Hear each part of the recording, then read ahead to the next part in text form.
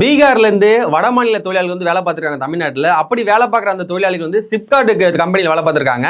அப்படி அந்த சிப்காட் கம்பெனியில் வேலை பார்க்கும்போது நேற்று இரவு பார்த்தீங்கன்னா ஒரு 3 வயது சிறுமியை ஒரு 4 பேர் சேர்ந்து பிஸ்கட் கொடுத்து ஒரு அடர் புதருக்குள்ள அழைச்சிட்டு போய் அந்த 3 வயது சிறுமியை வந்து பாலியல் வன்புணர்வு செஞ்சிருக்காங்க. காவல்துறை தரப்புலேருந்து என்ன சொல்லியிருக்காங்கன்னு பார்த்தீங்கன்னா இது கூட்டு பாலியல் வன்புணர்வுலாம் கிடையாது அப்படின்ற மாதிரி தான் சொல்லியிருக்காங்க. கிட்டத்தட்ட பிபின் மஞ்சு அப்படின்ற ஒருத்தர் தான் இது செஞ்சிருக்காரு அப்படின்ற மாதிரி செய்தியில் வெளியாக இருக்குது. அந்த பிபின் மஞ்சு அப்படிங்கிற காவல்துறை கைது பண்ணியிருக்காங்க.